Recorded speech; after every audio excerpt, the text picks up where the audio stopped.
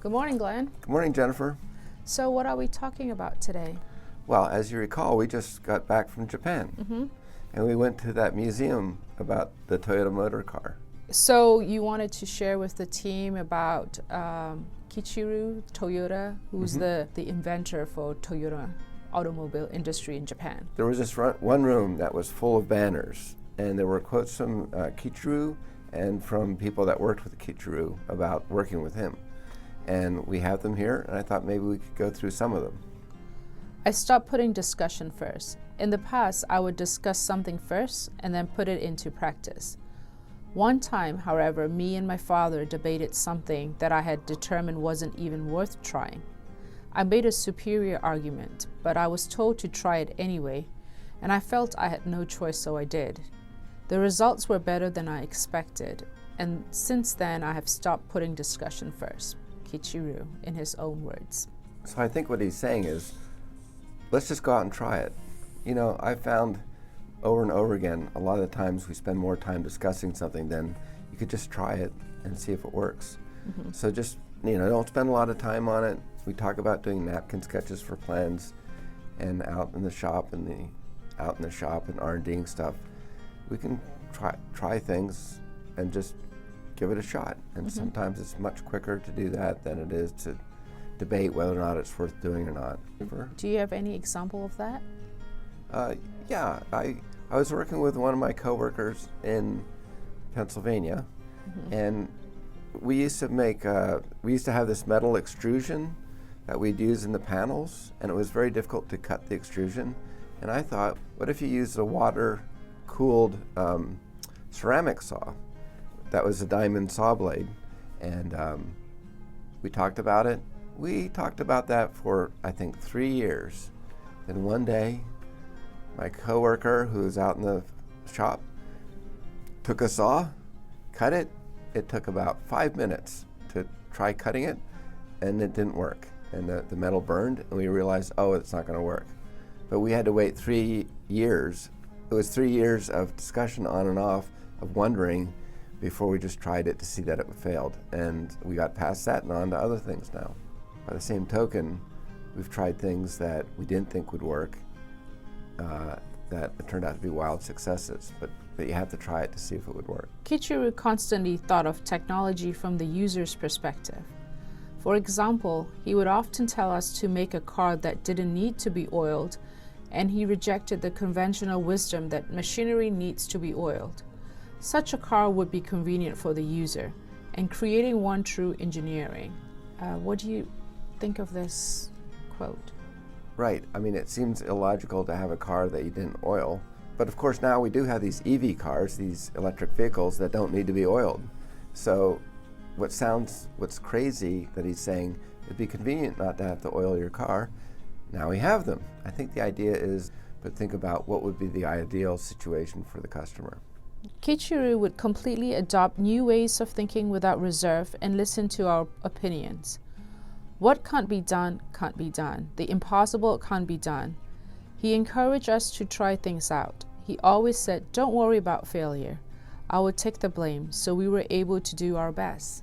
I think what he's encouraging them to do is try something, and then when you finally get to the point of like, oh, this really can't be done, then you move on. But you don't know unless you try. And I know from experience from watching workers is that a lot of times they don't want to try something that may end in failure because they feel like that's going to look bad on them.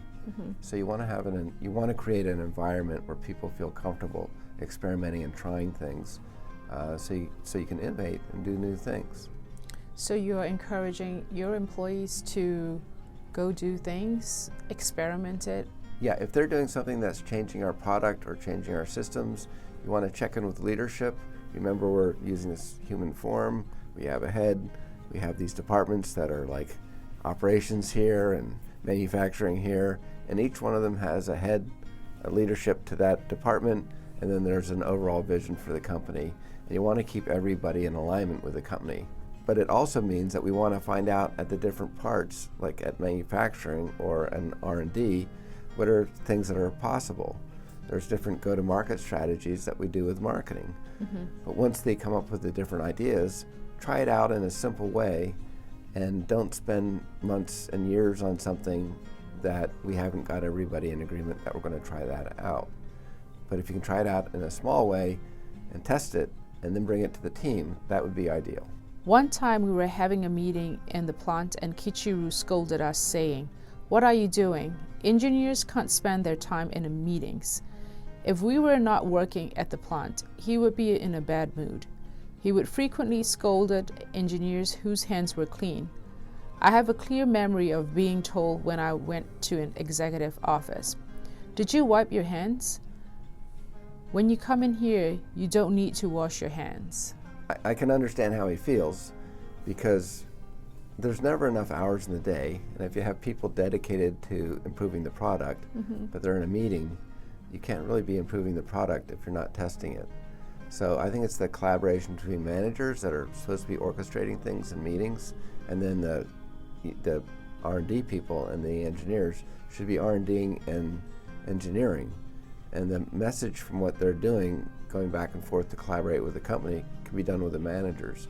That's their job. And we should really set these people up for success to be able to do the work that they need to do. Kiichiro didn't think about whether something could or could not be done, but assumed that could. He first built or made things and later thought about the logic.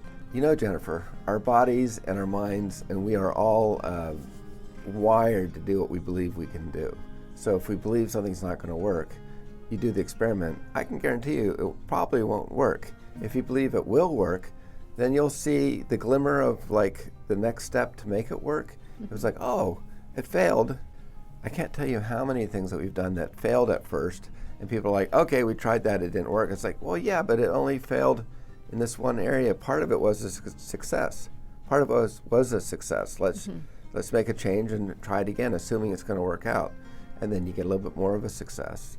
And then you try it 2, 3, 4, 5 times. And then eventually you have something that's really unique and serves the customer better than they've ever had it before. Okay, so it's worth trying. It's worth trying. And then assuming that you're going to get to success. If you honestly and straightforwardly told Kiichiro that you couldn't do something or were having trouble with something, he could help you look into it. He helped me examine many different issues. He had a lot of brains to support him. 2 or 3 days or maybe a week later, he would provide a hint towards the solution or give instructions. I think that's a really neat way where he's empowering his workers to find the solution. And he said he had many brains to support him. His job is really getting the most out of those brains by coaching and giving them hints. Anyway, I think there's a lot to learn from that.